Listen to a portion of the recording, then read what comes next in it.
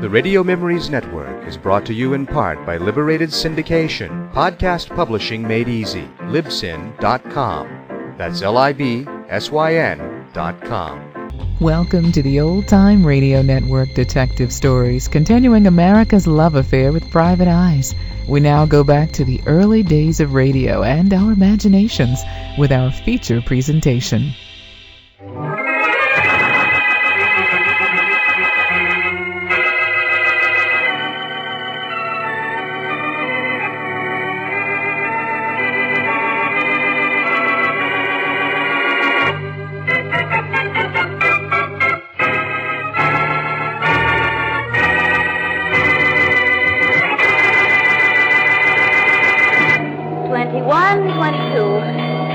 Cabin, Blackie. Not very far from mine. Open the door, will you, Mary? I have my arms full of luggage. Lucky luggage.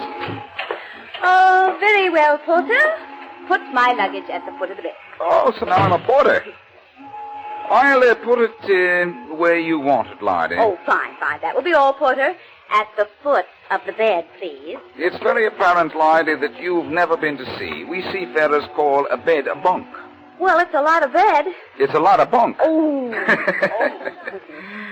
Say, I should have my reservation at the last minute, too. The walls of my cabin are so close together, they practically press my pants. Well, Blackie, that's strange. This looks like a double cabin.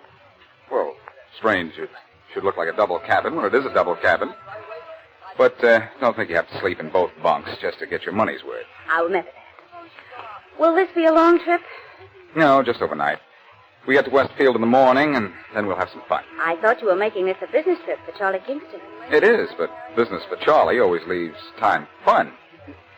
So I thought this black suitcase was too heavy to belong to you. Oh, Blackie, that isn't mine. You must have left one of mine in your cabin. Oh, this is Charlie's suitcase full of bonds. Well, I'll take it back to my cabin because you might pull the handle of it. Why shouldn't I? It's tear gas. And then I'd cry for you. It would take tear gas to make you cry for anything. Well, which bunk should I sleep in tonight? The lower or the upper? I don't know. Let's see which one is softer. The lower one's lovely. Now, let's see about the one on top. Mary, I think you'd better sleep in the lower bunk regardless. Why? It'll be a little crowded in the upper bunk. You have a cabin mate. But I don't think she'll disturb you much. She's dead.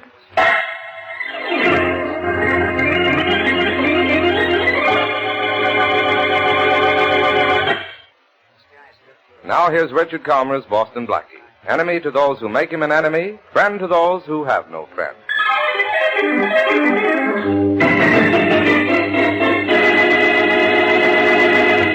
Well, Blackie, no matter where you go, you find a body, don't you? Isn't it the most annoying habit, Inspector Faraday? Hurry and solve this case, will you? The ship is already 30 minutes late pulling out. So what?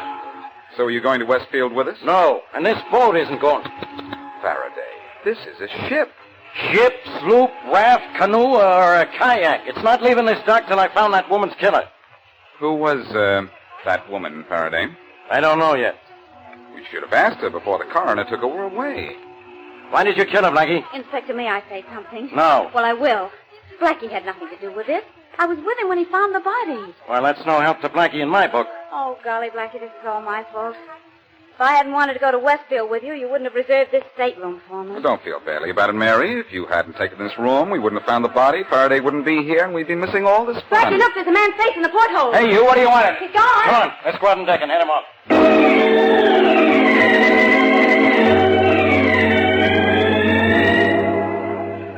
Well, that was certainly a false alarm, Miss Wesley. But, Inspector, how did I know he wasn't snooping? Well, he wasn't. The first mate said he was trying to repair a broken guy wire or something.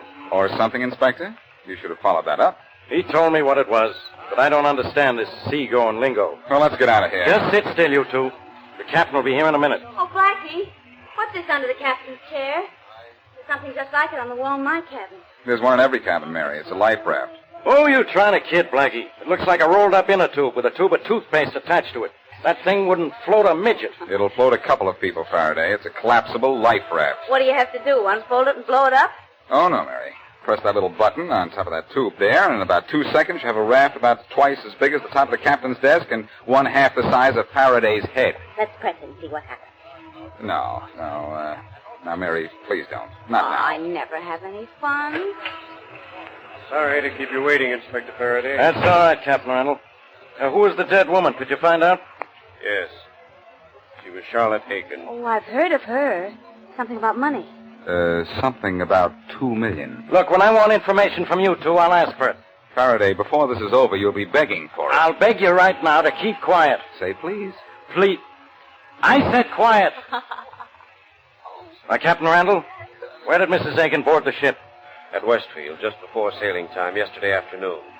With Martha Vale, her traveling companion. Where is this Martha Vale? At home. You better get me her address. I'll have to see her. Well, forgive me, Inspector, but I took the liberty of sending for her myself and asking her to come down here. You captains are used to running everything, aren't you? Aboard ship, yes, Inspector. I've ordered a complete passenger list for you, sir. Thanks. I'd like a copy of it. But I think I have my killer. Meaning me, of course. Why not, Blackie? There are 150 staterooms on this ship, and I find you in the one with a body in it. The one, Faraday? Or maybe there are other staterooms equipped with bodies. Let's look. Excuse me, Inspector, but it's way past our sailing time. When can I give the Don't order? worry, Captain. In an hour's time, your ship will be at sea. Well, that's where you'll be, too, Faraday. At sea and sending out an SOS for me. So help me, Blackie. So I'll help you, Faraday. Martha, wait, don't go in there. Papa, what are you doing here? Stopping it. Hey, what's going on out there? Let go of me. You're hurting my I'll break your neck if you... Don't, Bob. Come on, let's go outside and see what this is all about. Careful, Faraday. You may get into trouble. Martha, I'm sure you're a fool. Why do you want to get mixed up in a murder? What should I do? Hide? It wouldn't do you any good. I'd find you. Oh, If he didn't get lost looking for you. Quiet, Blackie. Who are these people, Captain? This is Martha Vale, Mrs. Aiken's traveling companion. I don't know the man with her. hello, Captain Randall. This is my brother, Bob. Well, this is Inspector Faraday of the police. Oh, yes. Miss Vale, were you with Mrs. Aiken on the trip she made from Westfield last night? Yes. How about you, son? No, I never traveled with Mrs. Aiken. If I could have had my way, my sister wouldn't have been traveling with that Aiken woman either. All right. Keep on talking, son. And say something when you do. I'm not so selfish that I want to be the inspector's only suspect in this murder. You? Oh, dear. Don't look so alarmed, Miss Vale. Inspector Faraday accuses me of every murder in town. I think you'd better tell me everything. No, she doesn't, Blackie. She tells me.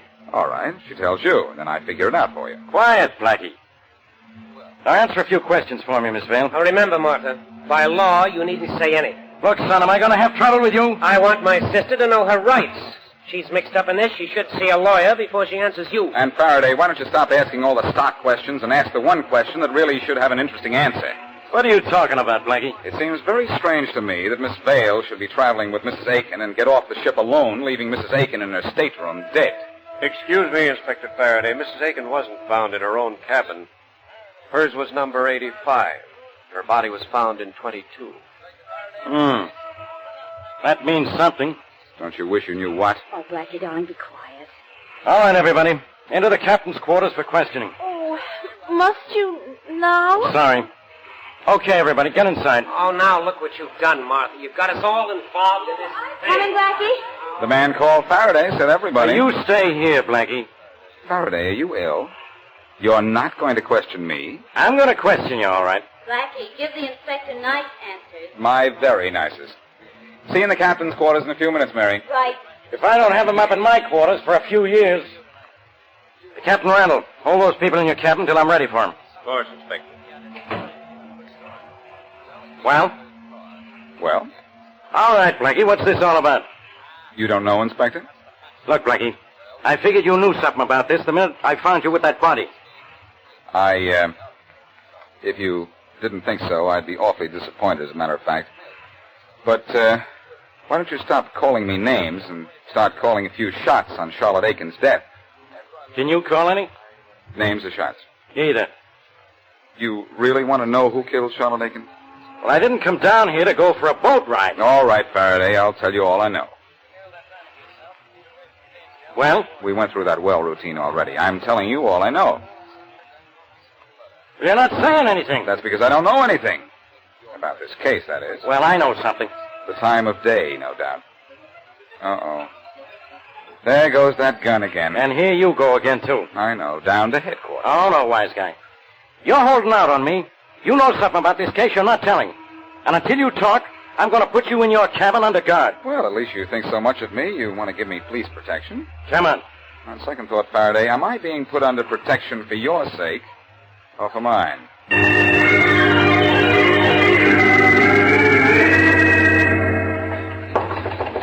Yes?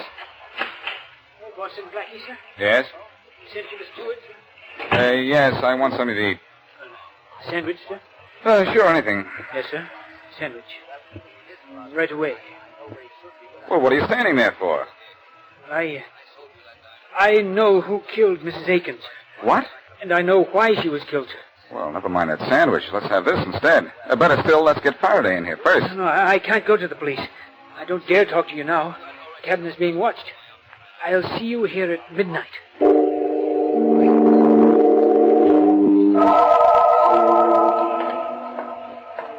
Nice of you to walk around the deck a few times, Faraday. Are you sure it's no bother? I even take my dog for a walk every night. 2 to 1, he outsmarts you. Very funny, Blackie. I didn't think so. Here's your cabin. Take a good deep breath of air because you're in for the night. Okay, Inspector, good night. Go on, Blackie, get in there. Alone? No, I'm going in with you. No, I'd rather be alone. I'd be in better company. Now, wait till I turn on the light. I just want to make sure you're not hiding something that... Oh, Faraday, stop looking so pleased with yourself. That's not a body in my bunk. It's just a steward. Why is he lying in your bunk? Maybe he's tired. Maybe I am, too. Or those half-wit remarks of yours. Well, he offered to come in here and tell me a little story entitled Who Done It. You mean he knows who killed Mrs. Aiken? That's what he told me. Let's wake him up and hear his story. Hey, steward, wake up. Wake up. Shake him. Before using? Very funny.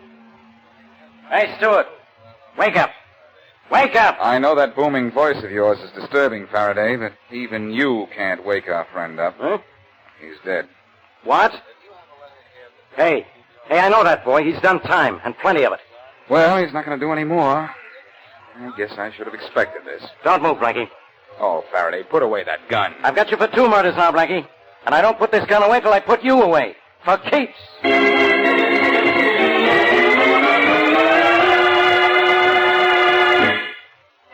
And now, back to Boston Blackie.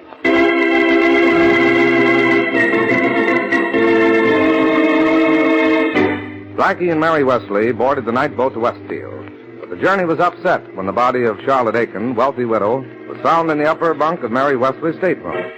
While Inspector Faraday was questioning Martha Vale, the dead woman's traveling companion, the steward of the ship came to Blackie and promised to tell him at midnight who killed Mrs. Aiken. At midnight, Blackie and Faraday found the steward dead. Faraday charged Blackie with killing him. And as we return to our story, the inspector is about to take Blackie to jail. All right, Blackie, move. Well, when I move, Faraday, I like to take my luggage with me. Okay, take the suitcases along. Thanks. Help me, will you? Okay. But knowing you, I'm going to carry the big suitcase. The little one will be no match for the big one if you start swinging it.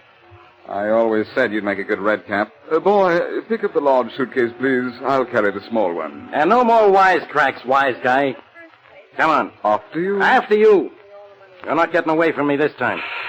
Oh, no? Hey, what's that hissing noise? Tear gas. Tear gas? I thought you'd try to be a wise guy and want to carry the big suitcase for your protection. This little one contains a tear gas bomb. For mine. What? Why are you carrying tear gas? Because the suitcase you're carrying contains $250,000 worth of negotiable bonds. Hey, Blackie, where are you? I'm right here, Faraday, by the door. Well, where's the door? I can't see a thing. Well, in a few seconds. You won't be able to see me either. I'm leaving. Blackie, come back here. Come back here or I'll kill you. Go ahead and shoot me, Faraday. I dare you. So help me, Blackie. I'll put you behind bars for this. Well, before you put me behind bars, Inspector, figure out how you're going to Get out from behind this door. I'm locking it. Darling, what's the matter? Oh, Mary, where'd you come from? Captain Randall's letting us take a walk on deck. Why are you crying? Faraday just told me the nicest thing. He never wants to see me again. So let's get off the ship and make sure he doesn't.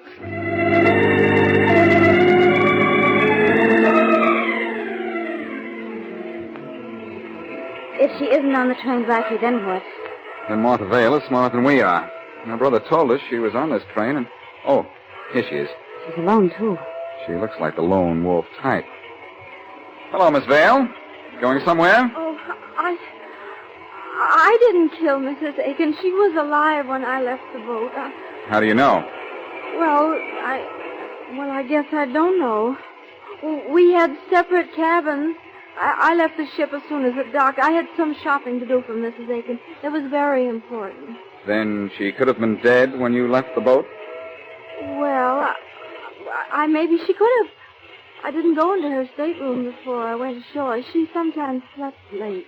Well, tell me, did Mrs. Aiken act at all strangely on the trip from Westfield? Oh, not unless there's something strange about taking a walk in the middle of the night because you can't sleep. About what time did she go for this walk? Well, just before midnight. What time did she come back? I don't know. Well, did anything strange happen last night after Mrs. Aiken went on deck? No. Think now.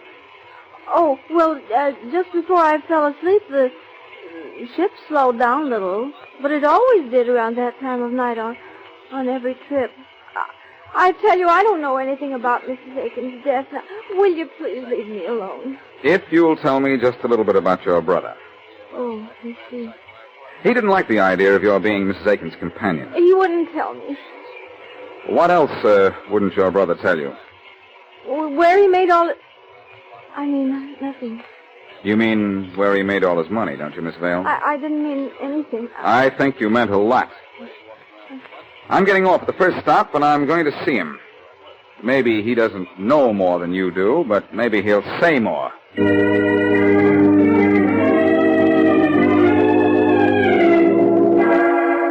Mary, I found out from Robert Vale that his sister inherits Mrs. Aiken's money. Oh. What did you find out? Well, the Westfield night boat leaves Westfield at 7 in the evening, and it arrives here at 9 the next morning. Did the steamship company tell you where the ship would be at midnight when it slowed down? Yeah, the clerk gave me this map. And here, he made a mark on it. The boat would be right here where the little X is. X marks the spot, huh? But I wonder what else it marks. Well, you're the great Boston Blackie. Why don't you swim out there and see? It's a good idea. Oh, Blackie, will you stop being silly? I'm dead serious. Only I'm not going to swim. We're going to trade water wings for airplane wings and fly out there. Come on.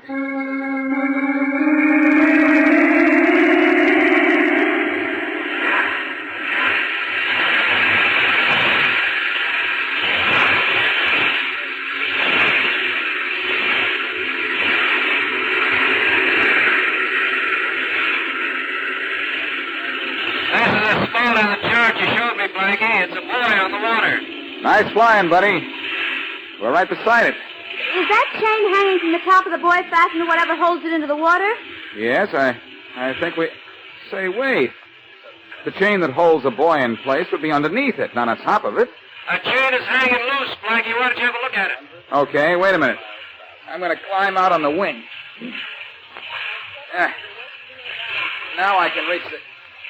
Yeah, now I have it. What is it, Blackie? Just a loose chain? Yeah, with a sort of a snap on it. Like the one you find on the end of a dog leash. So? So nothing. Okay, pilot. Let's go back to the mainland. Oh, are we going up in the air again? Yes, and if I don't get a bright idea pretty soon, we'll be up in the air in more ways than one.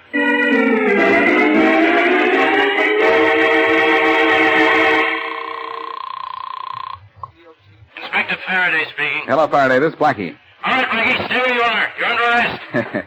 And you're under delusions again, Inspector. I want some information. And I want you. Nice of you to say so, pal, but listen. You knew the steward who was killed in my cabin. What did he do time for? None of your business. It's your business, though, Faraday. Tell me, and I'll bring in your killer. Nothing doing. Okay, Faraday, if you don't want to solve this case, All right. But don't forget where you got the information. I don't think you'll let me. What was the steward sent up for? Smuggling. Now, is that any help to you? Probably not. You give such useless information, Faraday. So long. You listen to me, Blackie. Well, Mary, the steward was arrested for smuggling. Is that any help? No, I don't see it. Smuggling? Smuggling, yes, of course. Of course it helps. How? The chain on the boy. Smuggled goods from overseas was attached to it, then picked up by someone on the Westfield boat as it passed by. How does that explain Mrs. Aiken's death? She walked the deck of the boat last night and saw something she shouldn't have seen. That's right. The ship passes the boy at midnight, and Martha Vale said that at exactly midnight Mrs. Aiken went for a walk on deck. Well, if Mrs. Aiken was killed last night because she went for a walk, we're going to solve this murder by a walk, too.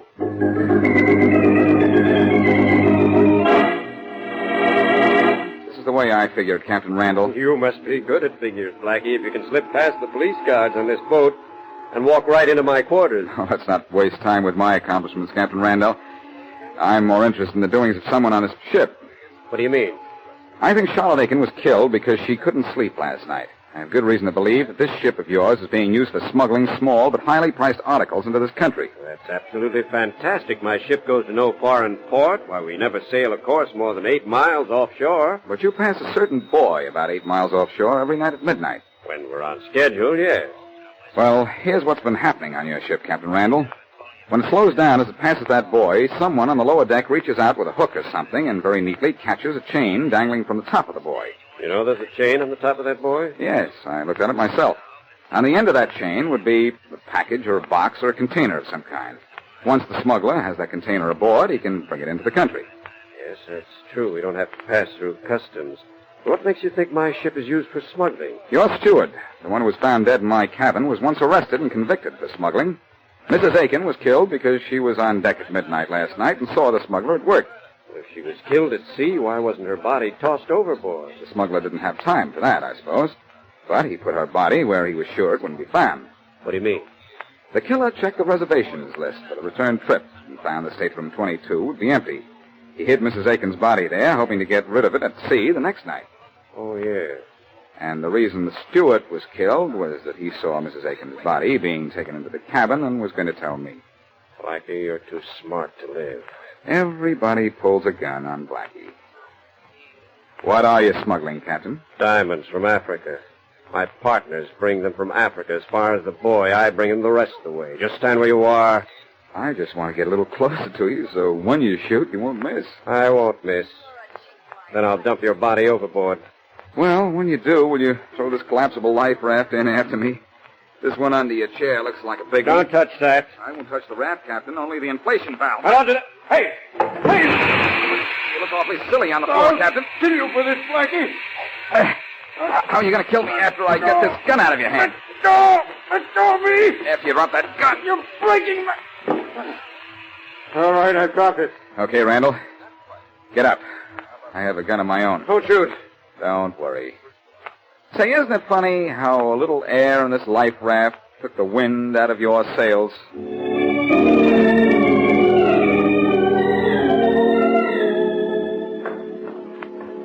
21, 22. Here's my cabin again, Blackie. Open the door, will you, Mary? I've got my arms full of luggage. Lucky luggage?